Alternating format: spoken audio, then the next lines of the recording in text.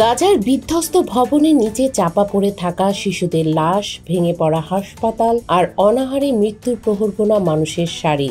এই হৃদয় বিদারক দৃশ্য এখন ফিলিস্তিনের দৈনন্দিন বাস্তবতা। দখলদার ইসরায়েলের নৃশংস আক্রমণ দিনের পর দিন কেড়ে নিচ্ছে অসংখ্য প্রাণ। এই বর্বরতার বিরুদ্ধে শুধু বিবৃতি নয়, অব্যাহতভাবে সামরিক প্রতিরোধ চালিয়ে যাচ্ছে ইয়েমেনের প্রতিরোধ যোদ্ধারা, যাদের অবস্থান এখন এক প্রতীকী শক্তি হয়ে উঠেছে মুসলিম বিশ্বের চোখে।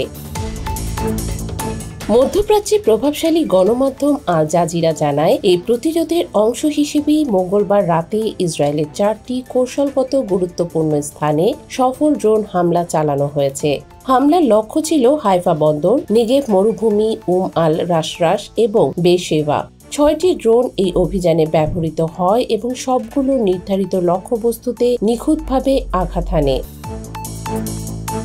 অভিযানের পর ইয়েমেনি সামরিক মুখপাত্র ব্রিগেডিয়ার জেনারেল ইয়াহিয়া সারি বলেন, যতক্ষণ না গাজায় হামলা বন্ধ হচ্ছে এবং অবরোধ তুলে নেওয়া হচ্ছে, ততক্ষণ আমাদের প্রতিরোধ অব্যাহত থাকবে।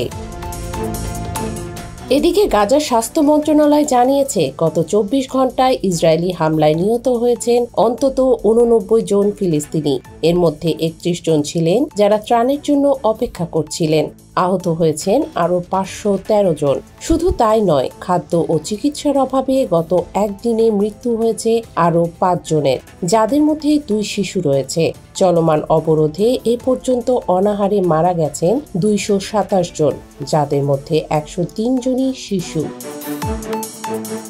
বিশ্লেষকরা বলছেন, এই ড্রোন হামলাগুলো শুধু প্রতিরোধের বার্তাই নয়, বরং এটি অঞ্চল জুড়ে চলমান ইসরায়েলের অন্যায়ের বিরুদ্ধে সচেতন প্রতিক্রিয়ার অংশ।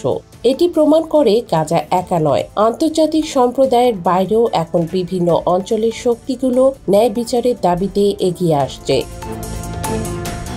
এই হামলার মাধ্যমে মধ্যপ্রাচ্যে একটি নতুন বাস্তবতা তৈরি হয়েছে, যেখানে একপাক্ষিক আগ্রাসনের জবাব শুধু নিন্দার মধ্যে সীমাবদ্ধ থাকছে না, বাস্তব পদক্ষেপেও রূপ নিচ্ছে।